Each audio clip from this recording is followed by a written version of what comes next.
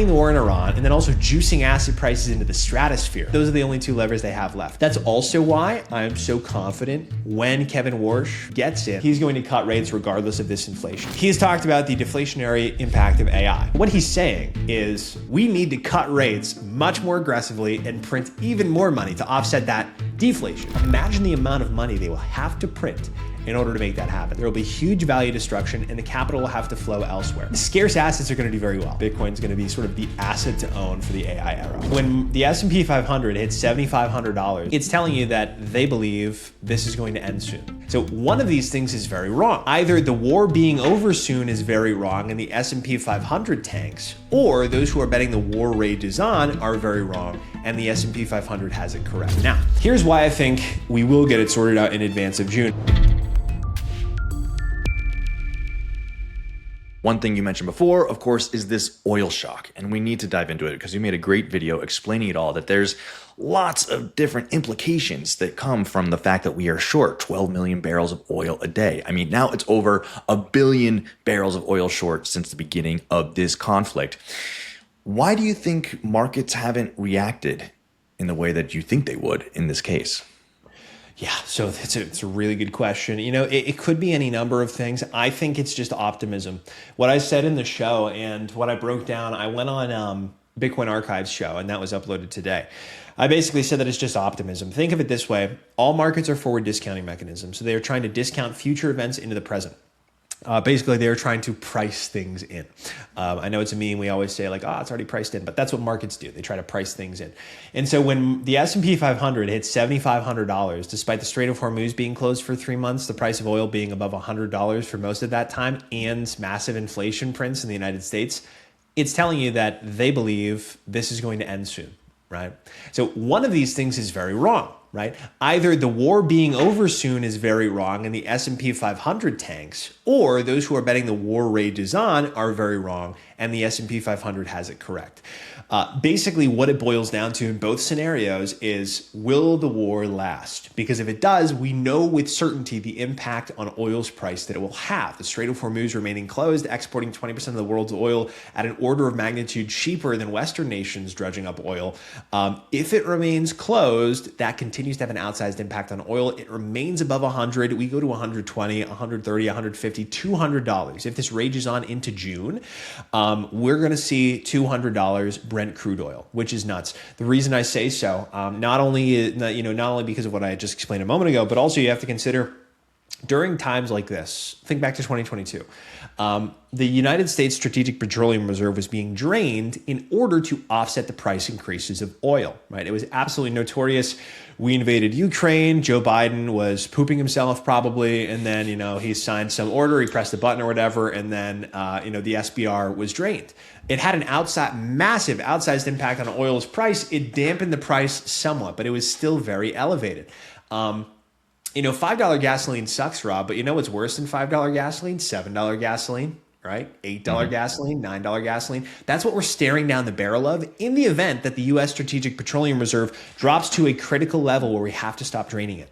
And as the days go by, the date for that is about mid-June, most people are saying. So mid-June, if we keep draining the petroleum reserve like we are now, we are going to run out very soon, within a month. And also, global oil reserves will reach what's considered by Goldman Sachs a critical level.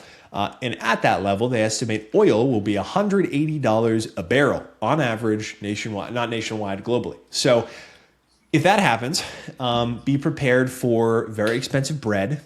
Be prepared for very expensive milk. Be prepared for very expensive everything. It's not just your fuel, right? It's also the fertilizer that goes into growing your crops. It's also the diesel that goes into powering the machines that fertilize the crops in order to grow them, right? So every downstream product from oil will have a massive upward repricing event if we can't get this thing sorted out by June. Now, here's why I think we will get it sorted out in advance of June. I mentioned the political incentives aligning in favor of this war ending sooner than later. It only makes sense. Think about it this way. So Trump was elected, and I voted for the guy, and I'm pretty disappointed with the fact that we are now in a new war because he ran on the platform of no new war, low prices, drill baby drill, and being the Bitcoin capital of the world. right? We already touched on why I think the Clarity Act is going to pass, because it's with basically nothing else going for him, the incumbents really need this heading in the midterms. But oil even more so. When you lose well, you've already lost no new wars. You started a new war. We didn't want that. But the only other thing you had, apart from asset prices, was disinflation, right? Now you don't have that. You have 3.8% inflation. So policymakers need to move fast to open the Strait of Hormuz, end the war, if they want a chance at getting elected again in November. If they delay into June, chances are it's totally over for the Republicans in the midterms. We get President AOC in 2028, and we're all thrown in prison or something like that for holding Bitcoin. So that's basically the way that I view this. All of the incentives are aligning in order for the war to end sooner than later, because if it does not, chances are, and again, their salary and being a lifelong politician is all they care about, other than bombing Middle Eastern countries wantonly. And so that's why I think the war will wrap up sooner than later, in my mind. We'll have to wait and see how it shakes out. But also the other thing, too, is asset prices. They want to make it so inflation reverses, because really every 10 cents that the price at the pump increases leads to a 0.65% decline in the approval rating for the president and the current leaders in Congress. And so think about it this way. Every dollar that gasoline increases, and it's already increased $2 nationwide, or about $1.50 nationwide, leads to a 6.5% decline in approval. So the approval rating of Trump and the Republicans is already decreased by 10% or more, right? So if it increases again, another 10%, they're out. They're toast in November. So they need to get gas prices down, meaning they need to end the war in Iran sooner or later and open the Strait of Hormuz. And also, that's also why I'm so confident when Kevin Warsh gets in. I think he's getting sworn in either today or tomorrow. I'm not sure. He's going to cut rates regardless of this inflation, because this inflation already can't be solved by raising interest rates. You're just going to cause more demand destruction. This is oil inflation. It's not inflation as a result of runaway credit conditions. So I think he's going to cut rates, because the other lever they have to pull is asset prices. So ending the war in Iran, and then also juicing asset prices into the stratosphere. Right? Those are the only two levers they have left. Number one, for the young people who are already priced out of everything, prices falling in November would get you their vote. And then the boomer class, who already has like a liquid $10 million net worth, making it so their asset prices go up even further, gets you their vote. So those are the two final levers to pull. And so that's what I would be looking out for as far as macro is concerned over the next couple of months. And as you just said, Kevin Warsh was just confirmed. We have a new Fed chair, Powell out, Warsh in. A lot of people are saying that he is a pro-Bitcoin Fed chair. Do you believe that? And what if he was, what would that mean? For sure. Yeah, no, I absolutely do believe he's a pro-Bitcoin Fed chair. He has said that quantitative easing is stealing from the poor to give to the rich. It's one of the biggest policy mistakes that we've ever had in the U.S. But more importantly, he was doing an interview. I'm pretty sure he was at Stanford at the Hoover Institute being interviewed, and the interviewer scoffed at Bitcoin. When he said Bitcoin, he was wearing a bow tie. He was like, Bitcoin, blah, blah, blah. And then Kevin Warsh stopped him, and he said, the way you said Bitcoin was very derogatory, like you were scoffing at the idea of Bitcoin. The reality is that Bitcoin is gold for young people. It is a check on the Federal Reserve to make sure that people can protect themselves when our monetary policy is unsound. If it's going up, it means we're doing our job wrong.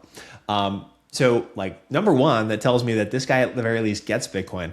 He's also quoted Satoshi Nakamoto, believe it or not, or he quoted the Bitcoin white paper in a research report that he did a couple of years back. And so at the very least, he understands Bitcoin. As for whether or not he's pro-Bitcoin, for me, is sort of a moot point.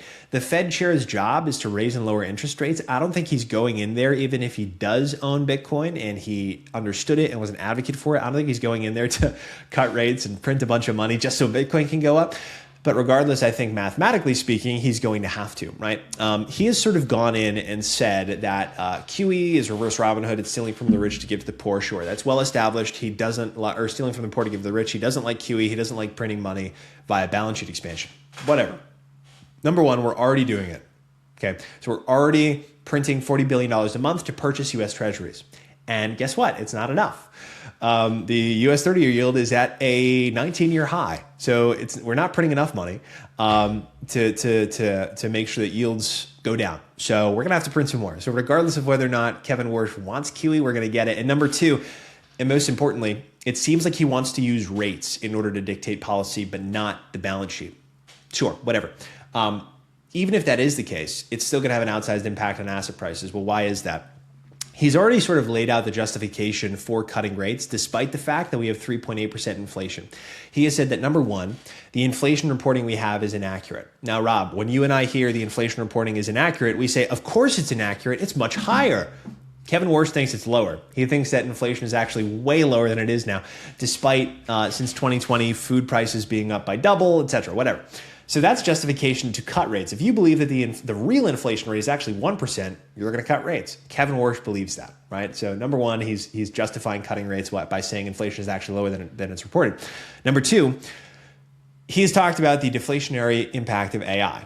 Now, I believe AI will be deflationary. I believe it'll also be the biggest productivity boom we have in the United States. We've had in the United States since the dawn of electricity. I honestly and truly believe that, even bigger than the internet itself. It's going to allow one man to do the output of an entire team of people. I certainly know that my productivity has 10x'd since integrating AI into my daily workflows. I'm sure you can say the same. And as a result of that, I do believe it's going to have a deflationary impact on prices. But he followed that statement up with saying it fundamentally changes the way we need to do our job at the Federal Reserve. What does that mean? What that means is, in a credit-based economy, in a credit-based global economy, where you're targeting 2% inflation in order to make sure that people spend more money than they make, and they're spending money, so credit is being created, and as a result of credit being created, spending goes up. When you're living in that world, you cannot tolerate deflation. Why? Because it pushes people's time preferences out into the future. People stop spending money relentlessly, less credit gets created. That's why we have inflation targeting in the first place, which is so evil. So what he's saying is, because inflation is going to have, or AI is going to have a deflationary impact, it's going to push prices down. We need to cut rates much more aggressively and print even more money to offset that deflation and make sure prices still rise by 2% a year. So imagine the amount of money they will have to print in order to make that happen. So that's sort of why I think Kevin Warsh is great, just for all asset holders generally speaking, but Bitcoin in particular.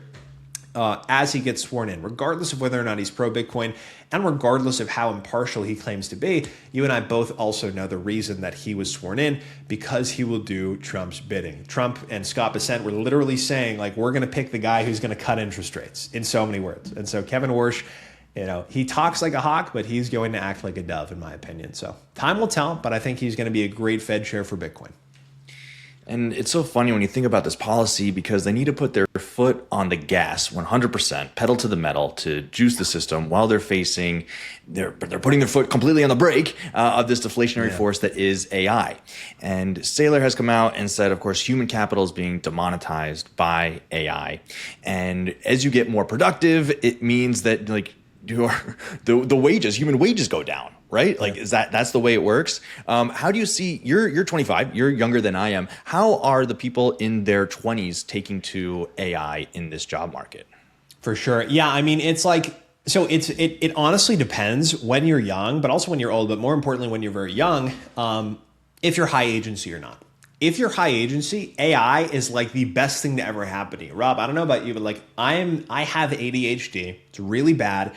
Like, if there's a video game in front of me, I can't help but play it because it's so addicting. The feedback loop is so addicting.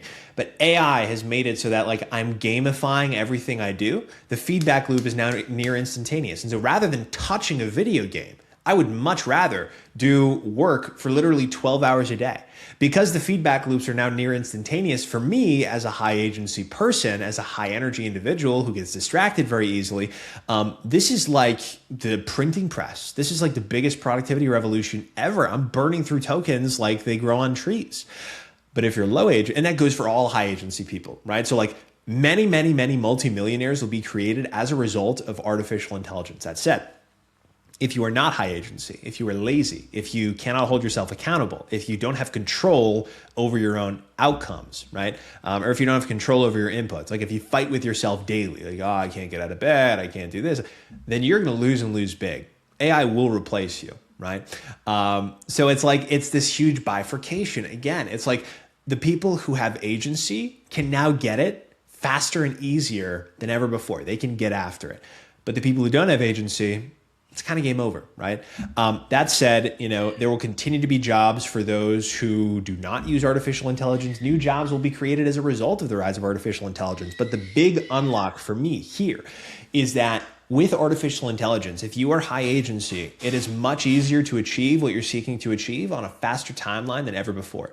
You can do the work of 5 people as a single man shop, right? We've seen, granted, it was a morally ambiguous GLP-1 company that was using fake doctors to advertise on Facebook. But because of AI, we have seen the first one-person, $1 billion company, not $1 billion valuation, $1 billion in revenue, right? One guy, technically 2 brothers, but one guy. So we're already seeing like one-person billion-dollar companies, and that sort of speaks to the impact that AI is going to have at the individual level. That's it. What's it going to do to the job market? Well, in my mind, I don't ascribe to the camp that there will be mass layoffs and people will need UBI in order to feed their kids. I don't think so. I think that just like every labor market cycle, I think there will be a culling. Right now, there is a culling. There are layoffs happening. I have friends who are saying, hey, layoffs happen at my company. So we are going through a bit of a labor market downturn right now. That said, I think on the other side of it, you're going to see a structural productivity boom. I can't remember the name of the paradox, but it basically says that like when a machine gets created that causes productivity to rise at the individual level, more jobs get created, not less, right? So think about it this way. When machines started showing up in car factories, did we produce fewer cars or more? We produced more cars, which necessitated more people to operate those machines. So even though people were replaced by machines, more people ended up being hired to operate those machines over time. And so that's the dynamic at play here with AI. There's going to be a bit of a recalibration period. I'm sure people will get fired, but the reality is productivity is going to 10x. People will be employed. You'll be able to do much more work than ever. It'll be more enjoyable than ever. We'll finally be able to have a work week that's close to what Europe has because we can log off before like 5 p.m. on a Friday. As a result of this stuff, and I think it's going to be, the biggest period of widespread prosperity in this country that we have had in our history. Right? I genuinely do believe that we're entering into this golden era. That said, so I think that's how it's going to impact the labor market, right? That said, to the Kevin Warsh point, they're going to print a crap ton of money in order to offset the gains to productivity. They don't want you happy. They don't want me happy. They don't want you owning anything that's worth anything. So they're going to print a crap ton of money on the other side of this thing. So I want to be an asset owner during the rise in AI. And why is Bitcoin specifically well positioned to succeed in this age of abundance? For sure. So I did a video on this one. Basically, it comes down to 2 different things. Number one, Bitcoin's monetary properties cannot be disrupted by AI in the same way that AI can disrupt software modes, for example. So a lot of the value that was created in the stock market strictly as a result of, like tribal knowledge for creating software is being eroded in real time. It's being destroyed. So Chegg is a perfect example. Chegg was a multi-billion-dollar company, $14 billion at its peak. I used it a lot to cheat during college. And at its peak, it was worth $14 billion. Now it's worth like 100 million. So like a 95% decline in its value because of ChatGPT, because of one company. And like we're talking about, 3 years, 4 years after ChatGPT 1.0 was released, right? Not that long to disrupt a cent-a-billion-dollar company. So how many more companies are going to be disrupted? So basically the companies that can be disrupted by AI will. There will be huge value destruction and the capital will have to flow elsewhere. So number one, Bitcoin cannot be disrupted by software. It cannot be disrupted by AI. And so capital that gets disrupted as a result of the disruptors are going to flow toward obviously the picks and shovels. So the NVIDIAs of the world, obviously to the AI software companies, so the Anthropics, the OpenAIs, the Metas of the world. So it's going to flee from the disrupted to the disruptors, but it's also going to flee into assets that cannot be disrupted, right? Like Bitcoin. Right? Its monetary properties can't be disrupted by AI, like gold, but Bitcoin will do better than gold at the margin, obviously because of its monetary properties. So that's the way in which Bitcoin benefits in an outsized way, number one. Number two is that I mentioned a moment ago the deflationary impact of AI, right? It's going to make us infinitely more productive. It's going to make things cost much, much less. But in an inflationary monetary system. In a credit-based economy, we need to print money. We need to maintain 2% price inflation at the very least in order for our measure of economic growth, GDP, which is largely spending, to continue going up 2% quarter over quarter. So as a result of that, we're going to see massive money printing, which means that scarce assets are going to do very well, right? Obviously, the picks and shovels, the disruptors are going to do quite well, but Bitcoin is an absolutely scarce asset, stands to do extremely well in this environment. So both from the monetary response perspective and also from the undisruptability, the non-disruptability, there's got to be a better word for that, of Bitcoin, and those software moats collapsing.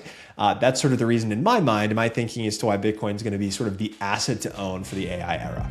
Thanks for making it to the end of the video. If you could drop a like and a share, it would help in our mission to accelerate adoption. If you're looking for more Bitcoin signal, join over 10,000 readers of our newsletter, Bitcoin News Weekly.